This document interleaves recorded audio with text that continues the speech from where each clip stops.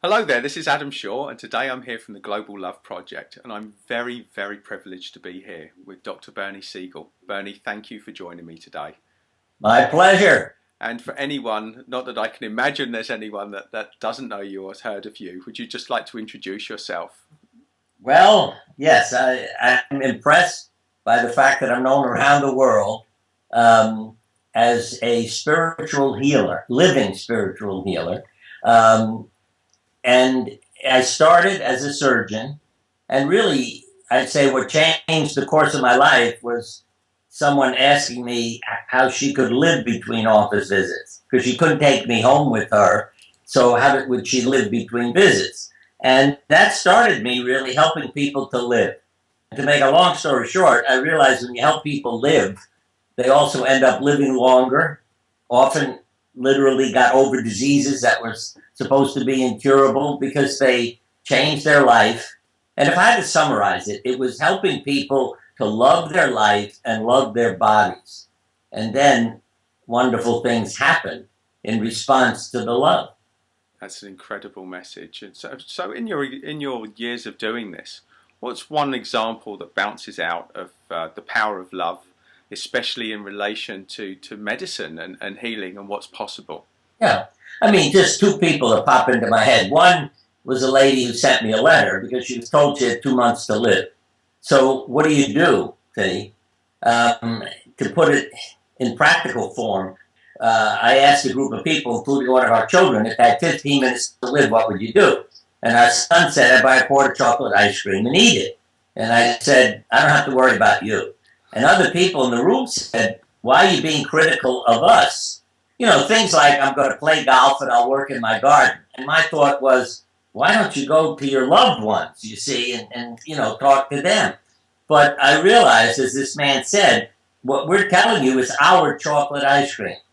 So when people lived their chocolate ice cream, to get back to this letter, she said, I agreed with the doctor that I only had a couple of months to live. So I went home and I bought a dog. I put it in a backyard wildlife habitat. I laughed more. I took vitamins, and it goes on and on. And the letter ends with, I didn't die. Now I'm so busy I'm killing myself. Help. Where do I go from here? And I told her to take a nap. But you see, she's now burning up, not burning out.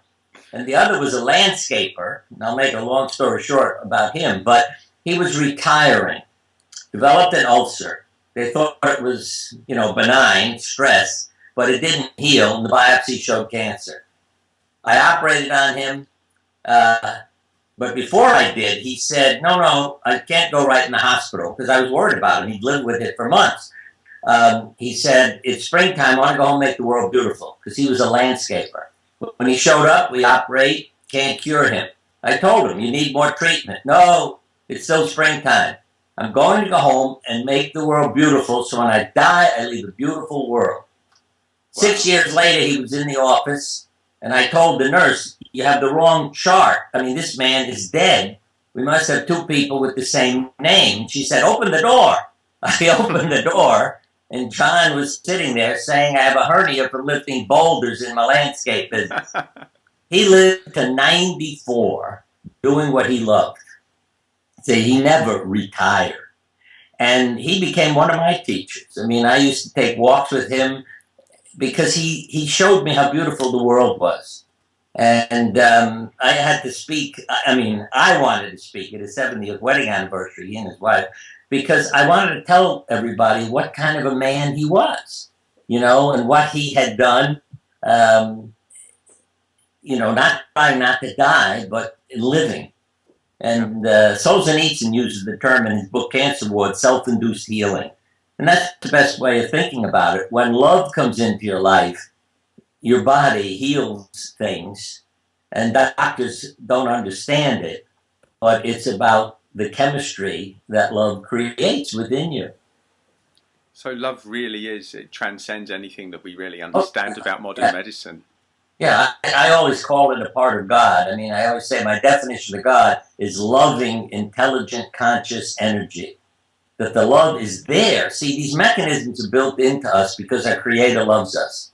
And what I mean by that is, people get mad at you if you say God loves bacteria. I say, well, you dump antibiotics on bacteria and they alter their genes and become resistant.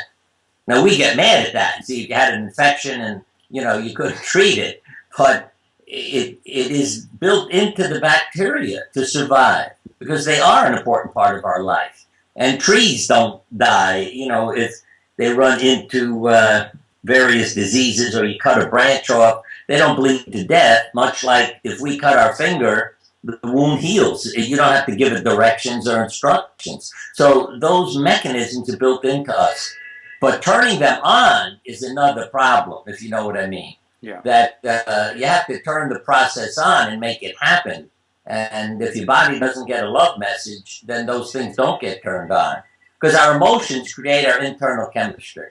I mean, it's very obvious on Monday morning when you have more heart attacks, strokes, suicides, and illnesses. Because people don't like their job and what's going to happen and on and on. But when you love your life, immune function, healing abilities, stress hormone levels all go in healthy ways that support growth and healing. They're not protecting you from danger, which wears your body out. They're helping rebuild you and repair you. So in essence, the simplicity of this is if you don't love any aspect of your life, then something's going wrong inside. And the way to reverse it is to start doing stuff that you love. Yeah, what I was thinking is that your body does not see death as the worst outcome. And I mean that literally. Once you die, you're perfect again.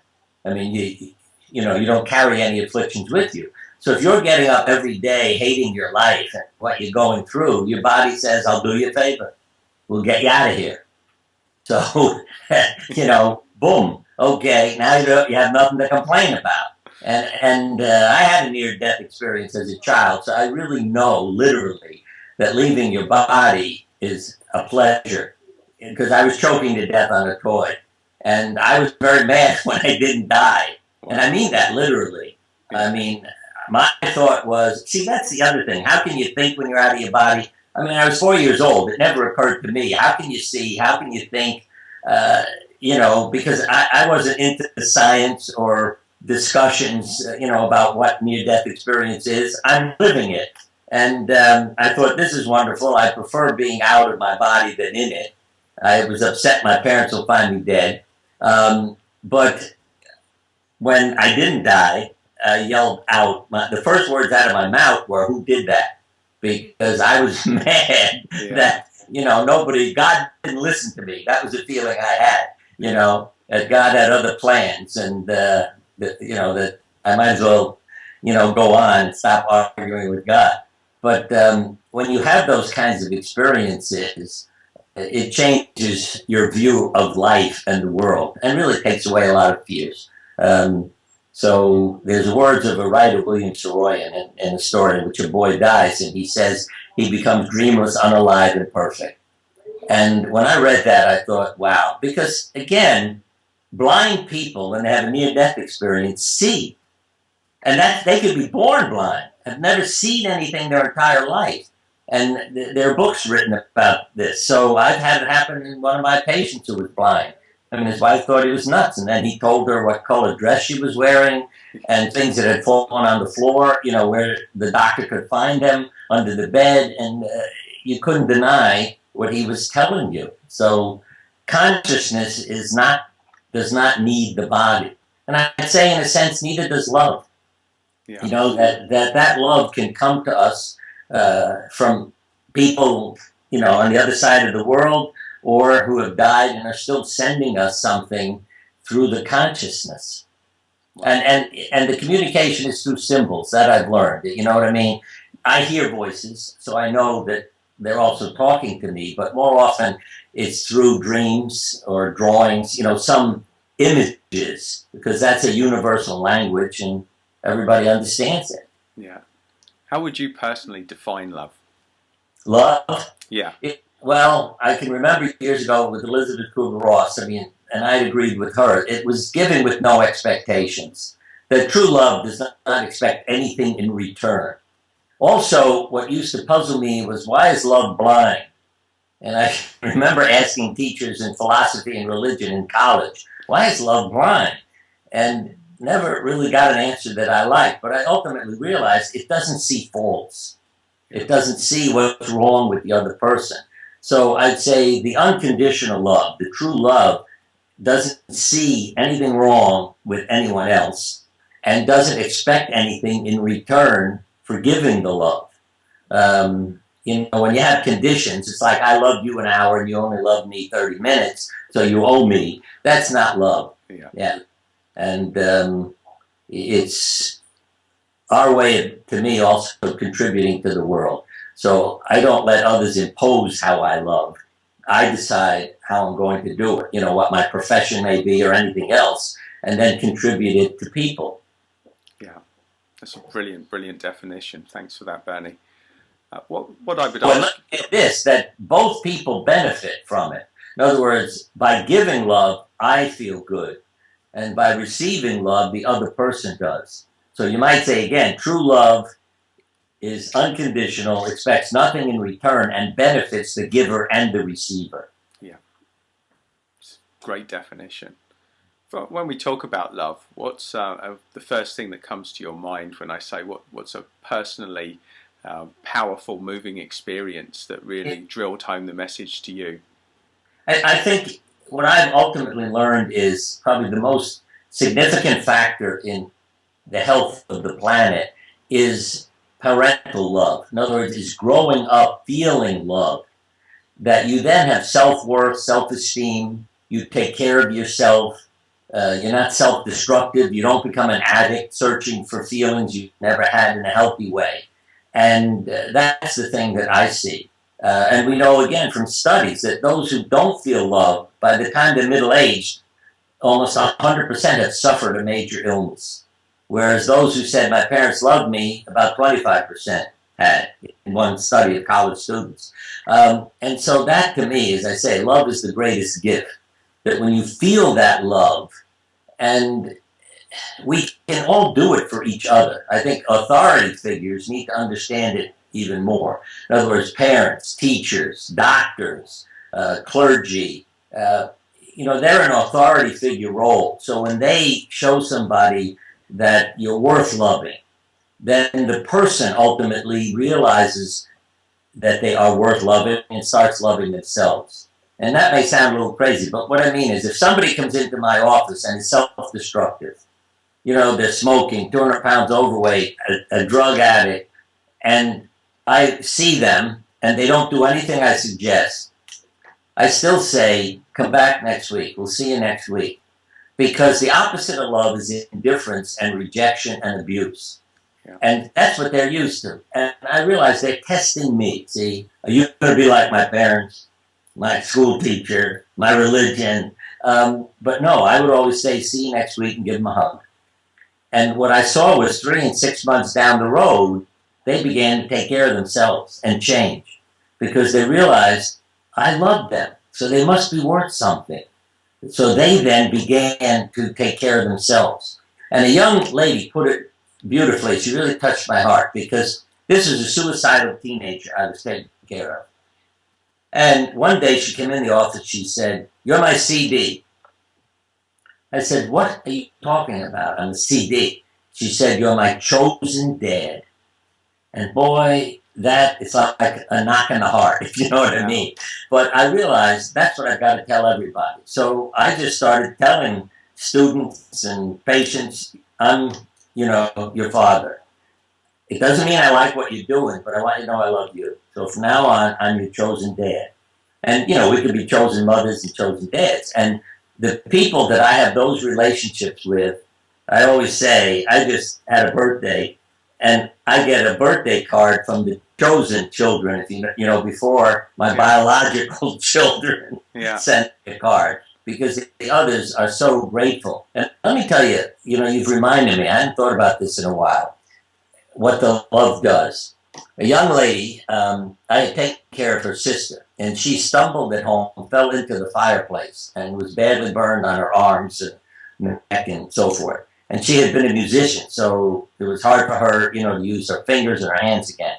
And I cared for her in the hospital. And each morning, I would have to work on the burns, and she would scream at me. She might have been about 10 or so. I hate you, I hate you, I hate you. And believe me, as a doctor, every morning to go to the hospital and have somebody scream, "I hate you," I really thought, why don't I just stop being a doctor? If this is the reaction I'm getting. The mother told me something that I don't remember. She said, "One day I heard you say to my daughter, well, maybe someday you'll love me." I mean, I can imagine myself saying that just out of frustration. But the years go by. Her name is Madeline. And one day she came in the office for a checkup. It was about 90 degrees outside, and she's got a turtleneck and long sleeves on. And I said, "Madeline, it's over 90 degrees. Why are you dressed like this?" And she said, "I'm ugly. I'm ugly."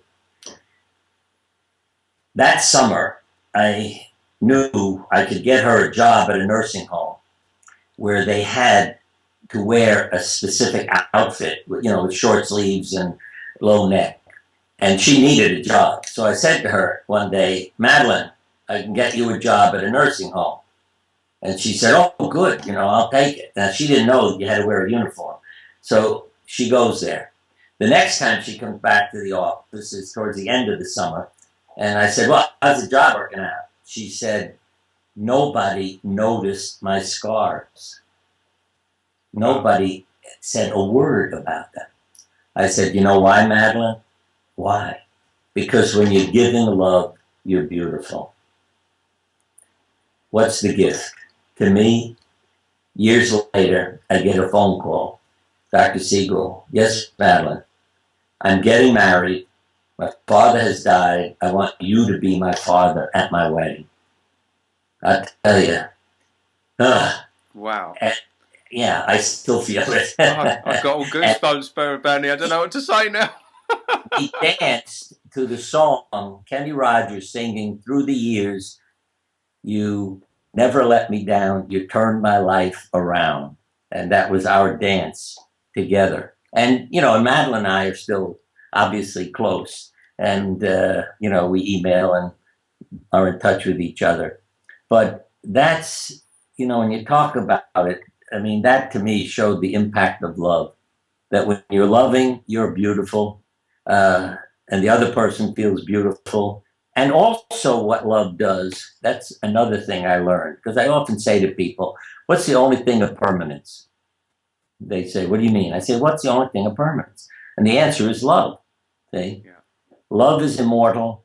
Well, this is again from various writers, William Saroyan, in a book, The Human Comedy. The best part of a good man stays forever.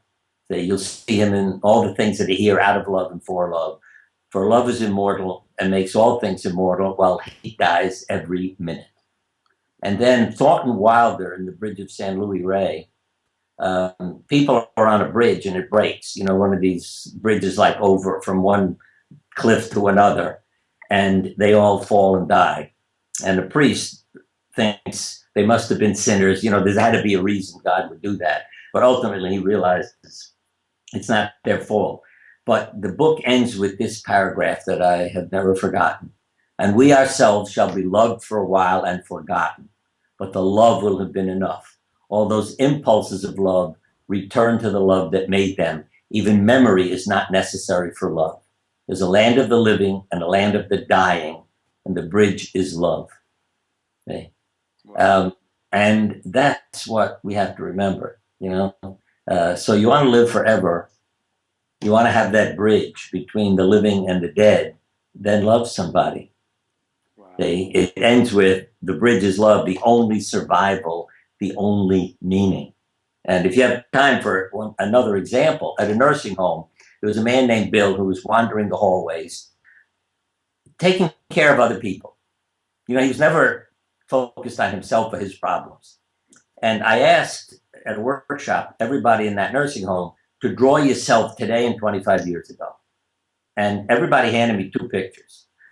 25 years ago, I was slim, I had a head of hair, and I was happy. Today, I'm fat, bald, and unhappy. Bill handed me 1 picture, a big smiling face. And I still have this on a slide to show people. And I said to him, "Bill, you didn't listen." I said 2. He said, "Look at the paper." And on the side, he had written, "That's me then, that's me now." 10 years later, I hadn't been in that nursing home in a considerable period of time. I walk in after a 10-year lapse to visit somebody, and there's Bill's picture in the library. And I said, oh, there's Bill. And the man who's managing the place said, how do you know who that is? You haven't been in this building in 10 years. I said, oh, well, I told him the story about Bill. But what impressed me is he was a lover, see, and he is immortal now. He is the only person with a photograph on the wall of that library. You see, you don't have a picture of 50 other people who were in that nursing home who were nice people. But Bill was such a lover that he was immortalized with his photograph and a little statement about him. And when I saw that, it really impressed me, that all the things I'm saying are true. He's an example of the immortality of that love and how much of an effect it had on everybody in that nursing home. Wow. Yeah. It's brilliant, Bernie. I mean, the experience that you've had in your life really is an inspiration to everybody else out there. Learn to use love as a weapon. I always say, kill with kindness and torment with tenderness. Don't know how to handle love. And I mean it. Maybe I was a little rough on the kid and maybe it did him some good because he was cursing me. It had to do with traffic. And it's like he's blaming me and there are 20 cars ahead of me. It's not me. And the police wouldn't talk to him. I said to a policeman, will you tell him to stop cursing and screaming? And he said, it's not my job. So I got out of my car and our kids are worried I'm going to get shot. Because, he was just screaming endlessly as we were driving a few miles slowly down the road. I went over to his car and I said, I want you to know I love you. But then I said, I'm sorry your parents don't. And I went back to my car. He backed up, made a U-turn and drove away.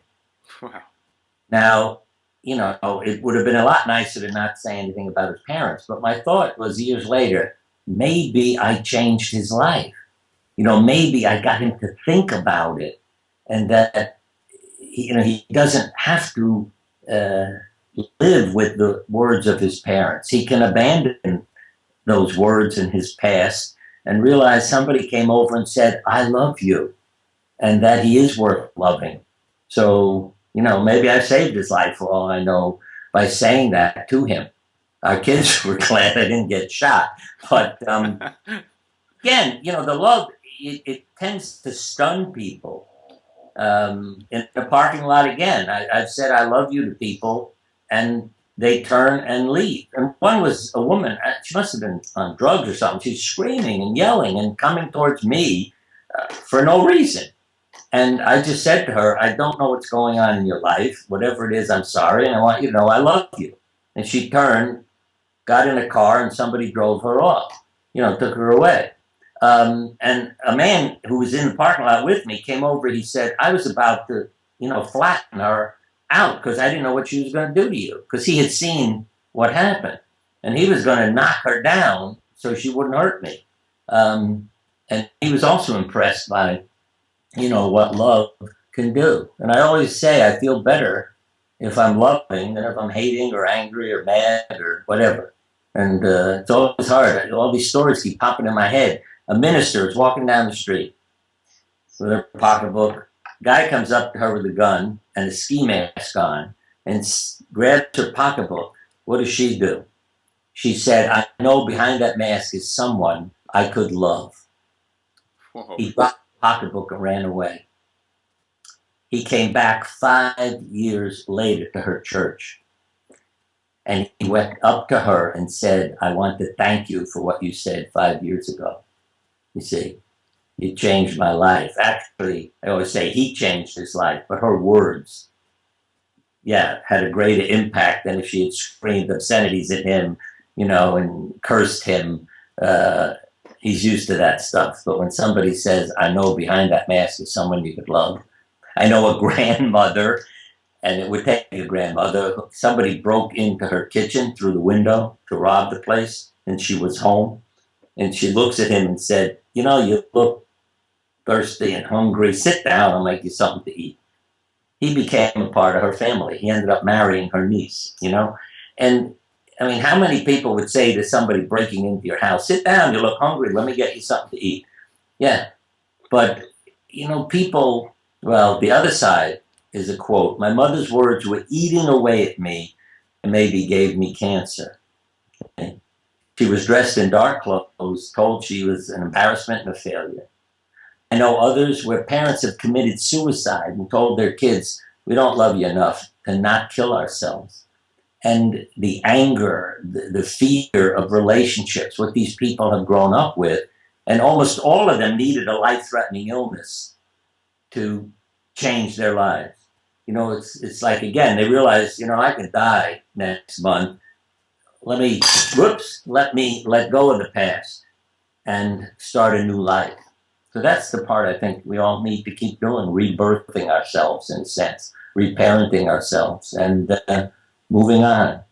One of my questions is, I don't know how you'd answer it. You get to heaven and you're next online and they say, we want to introduce you to God. How do you want to be introduced? What would you say? Good question. Wow. How would I be introduced to God? I'd just like to say I'm the flawed part of you. Well, that's close, because the key is to not separate yourself from God. If you'd said it's the flawed me, God say, come back when you know who you are. Yeah. But when you say it's you, God says, come on in. Or you could say, I'm your flawed child, your imperfect child. Fine, but you're still a part of God. And that's the important thing, I think, for people to realize that they are divine. And, as I say, not complete or perfect. I think animals are better teachers in terms of being complete where man is not, but it gives our actions meaning. You see, in heaven, where I'm on the board of directors, it drives you nuts because everybody's loving everybody. You come to a street corner and you say, go ahead, I love you. And they say, no, I love you, you go first. And then all the cars back up and nobody goes anywhere because everybody's busy loving. So it drives you nuts. And that's why perfection, people are not ready for. That, when somebody says, hey, I love you, go ahead, you feel so good, and you go. And then you are likely to do that for the next person. And then it's your choice, and that's why it's so meaningful.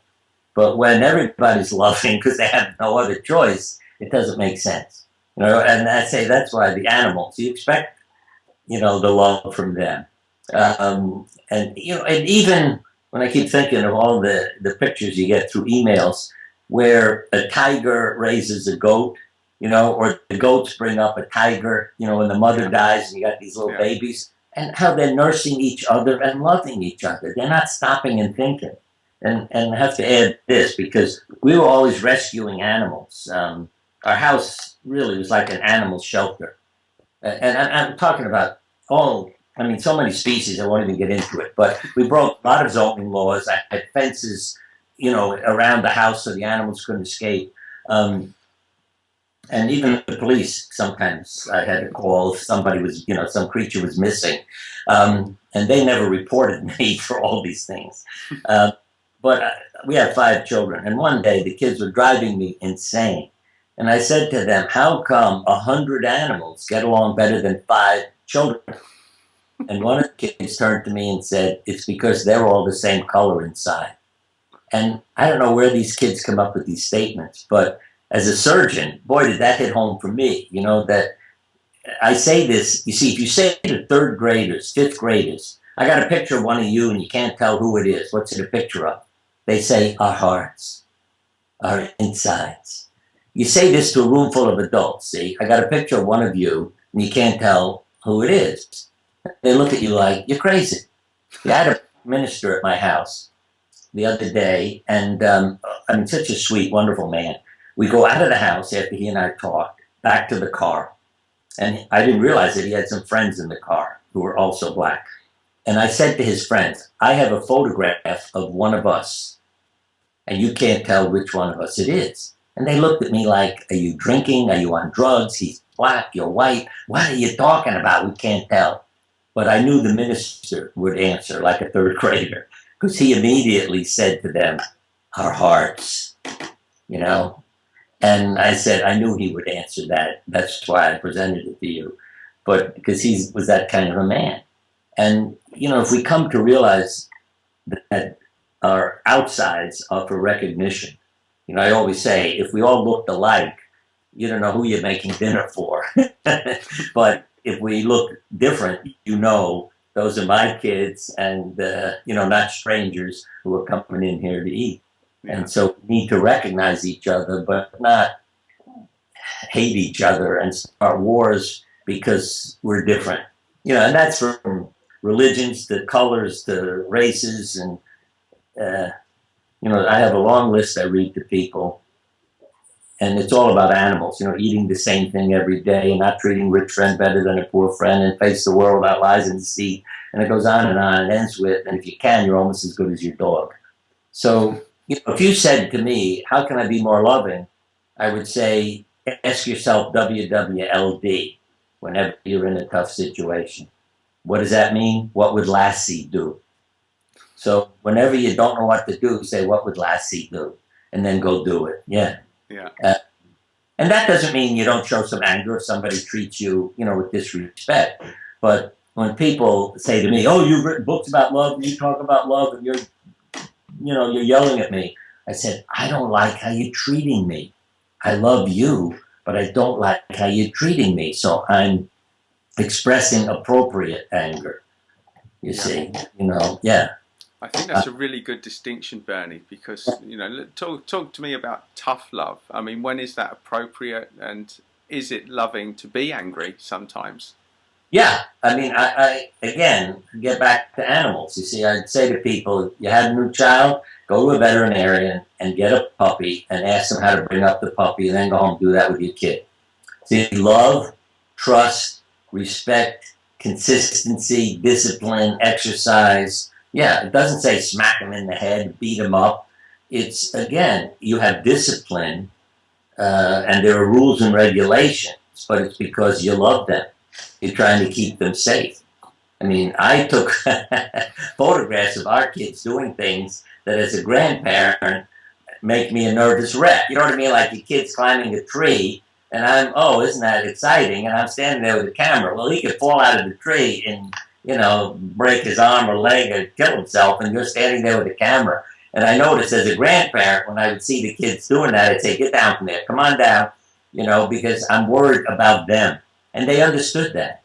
As a surgeon, yeah, I gave them a lot of speeches because of things I saw people going through, various accidents on motorcycles and other things. So when they would say, oh, I'm getting a motorcycle, I want to do, I'd say, let me tell you something.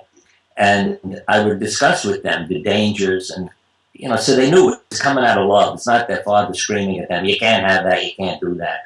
But it's out of love. And then they listened and gave my sermon to their friends to tell them how to take care of themselves and be safe. Yeah. Yeah. I think that's a really good distinction there as well. I'm thinking of Schweitzer. He called it a reverence for life. But that, in a sense, is love. I've been picking up earthworms for decades on the pavement and putting them back on the ground. Always feeling a little bit crazy, you know, that it was sort of my bizarre personality, until I read that Albert Schweitzer did that all the time. He would pick them up, and he even, if he saw an insect in a puddle, he would offer it a leaf to climb on. I mean, what a man. But when I read that, it was like, you're not crazy. You know, you're caring about all life. Yeah. And if you have kids grow up with all these creatures, our kids were like that. They would carry insects out of the house. You know, I'd be ready to swat something, and they'd say, Dad, don't do that. And they would carry it out and let it go. And that impressed me. But again, I think when you help kids grow up that way, they appreciate life and death, you know, because they realize, yes, our loved ones do die also, but they have a different view of the world. I was just thinking that happened recently where the Taliban shot this 14-year-old girl because she wants to go to school. And that's why, the word, you can be a warrior or a lover. If you're a warrior with weapons, uh, you're going to destroy the world. But if you're a warrior with love, wow. If they had walked up to that girl and said, "We love you, we'll help you get into school," think of how the world would react to that. I keep thinking of all the wars and how many millions and billions we spend. And if I were the president, I'd go to these countries and say, "Look, I don't want to fight a war and waste money on weapons. So I'm going to give you $20 million. Go enjoy yourself." How would the United Nations react to that? See, they can't say, "Oh, President Siegel, what a troublemaker." Do with you, instead of going there with weapons, you show up and say, "Here, make things better for yourself." Yeah. And that's, my father's father died when he was 12. He died of tuberculosis, no insurance. They were in a desperate situation. And it made my father into an incredibly loving man, because he said he learned what was important about life. Yeah. And he spent his life loving and helping. And I didn't learn a lot of this till I shared with him how guilty I felt, because every time I needed something, he always said, "Okay." And he said, "Look, if I want to say no, I'll say no." But he said, "I learned that we're here to make life easier for other people." Yeah. See, that accumulate, wealth and fancy cars, but to make life a better place. And if I may, I don't know how much more time you have, but I've got as long as you like, Bernie. This is brilliant. I'm loving it. It taught me so much about love.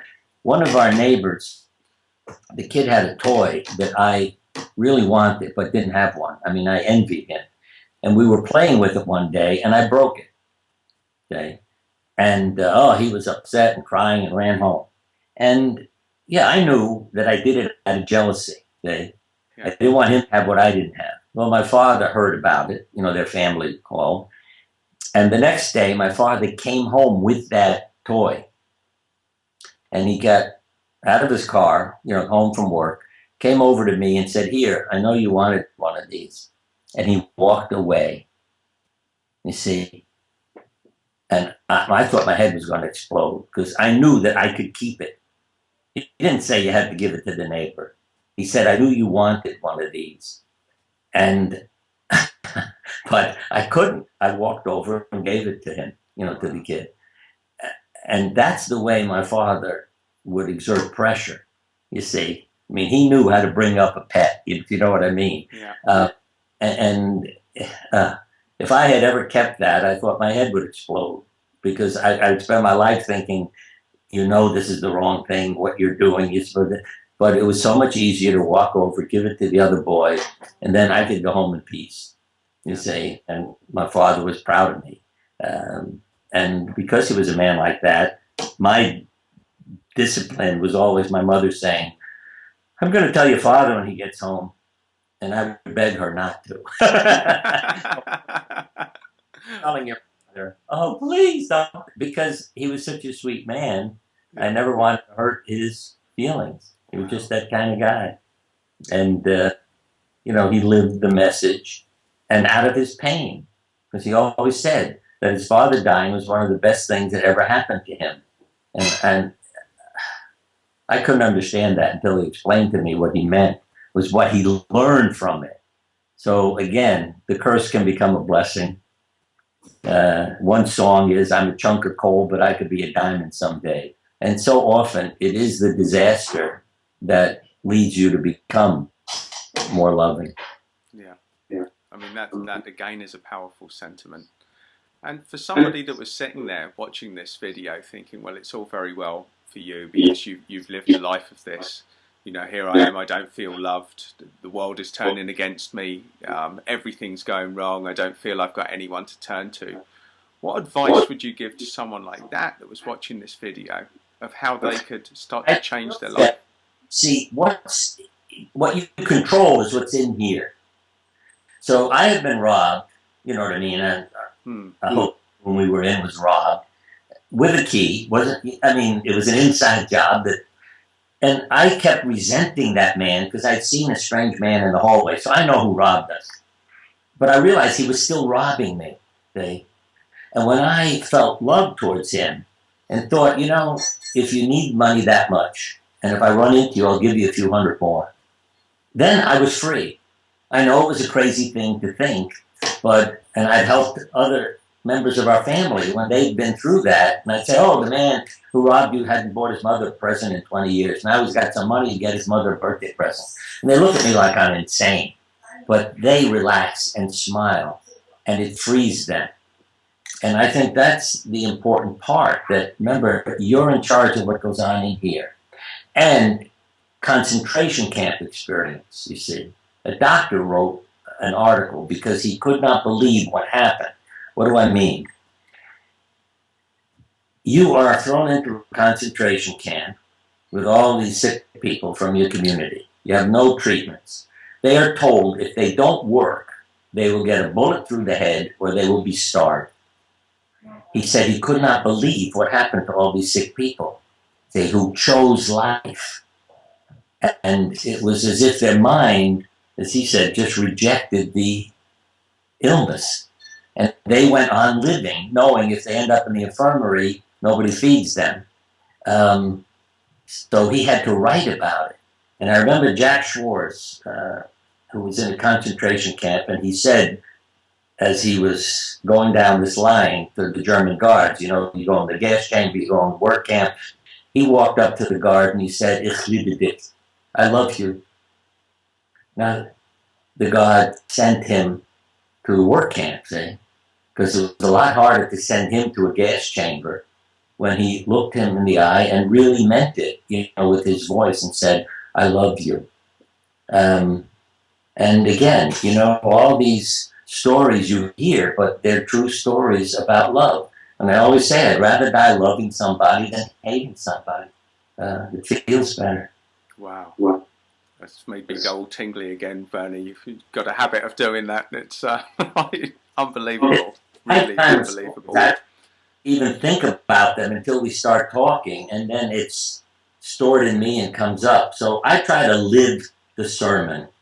Yeah. That's all I say. And one of the nicest compliments I had was people from the audience coming up to me after giving a lecture and saying, we know you do love and we can trust you in what you say. I said, why are you saying that? How do you know you can trust me? They said, your wife and children are sitting in the audience. And if you were lying, you couldn't go home and live the same life. So you must be telling the truth because they're sitting here listening to you. Ultimate accountability. Right. You might say preachers have their family sitting in front of them and go home and live what they're saying. Yeah. And let me, again, I think of our children. One of them came up to me, they said we have 5, and said, I don't get enough of your time. You don't love me as much as the other children. And I said, what do you mean? He said, you have 5 children. We should each get 20% of your time. And I said, look, your brother is driving us insane, so he gets 40%. I mean, this was true. One of the kids, get attention. Whether you're a bully or a troublemaker, it's better than, feeling and not paying attention. And I respected that statement because he was in a bedroom at the end of the hall. He's the sweetest kid in the world. You don't have to worry what he's doing, you see. But he could have interpreted it as they don't love me. They put me at the end of the hall, and whereas my brother, who's causing trouble, is right there next to the kitchen, and he taught me a lot too. You have to let them know, I love you. I don't like your behavior, but I love you.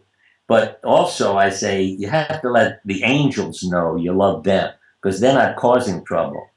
So you have to really let the good kids know you love them also, because they may feel I'm not getting any time, because I'm not causing any trouble.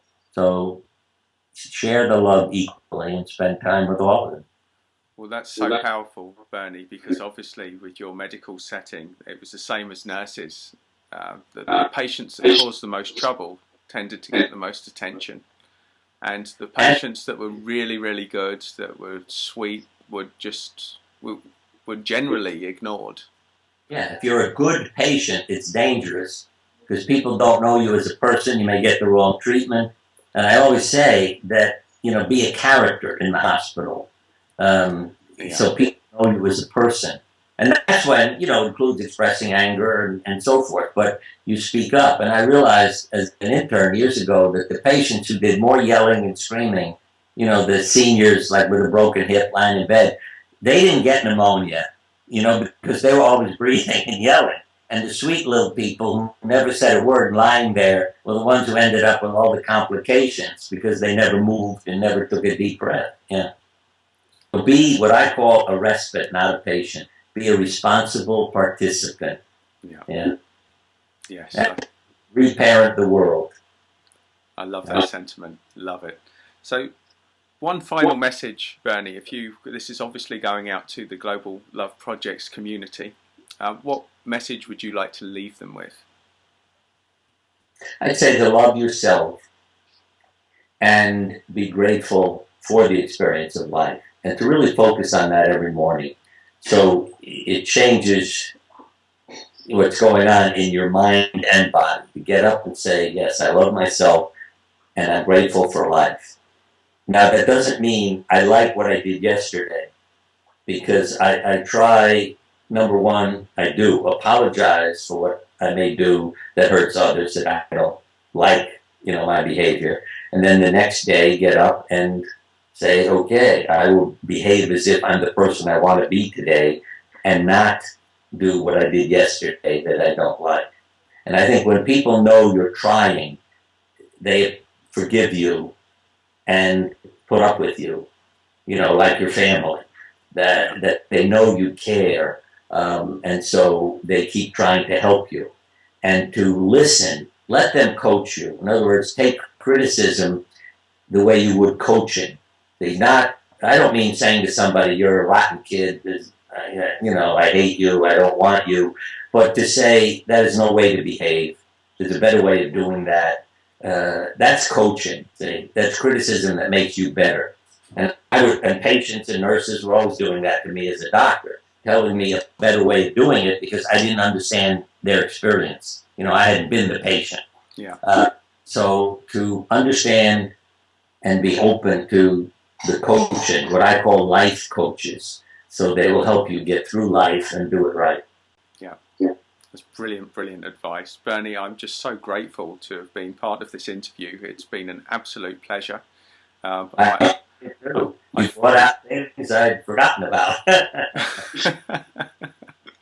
I mean, it's really, from an energy perspective, I've literally felt jolts of energy going through my body at some of these stories. They're really, really powerful, and I'm really grateful to be part of sharing this with the world and the Global Love Project. So thank you from my heart. I really appreciate this. It's been wonderful. It's about energy, and it's amazing that love can cure. I mean, we won't get into that right now, but it's amazing what love can do on a physical level as well as the mental and emotional. So thank you. Well, maybe we can do that for another time, Bernie. I'd love to interview you again for certain. Thank you so much. It's been a pleasure.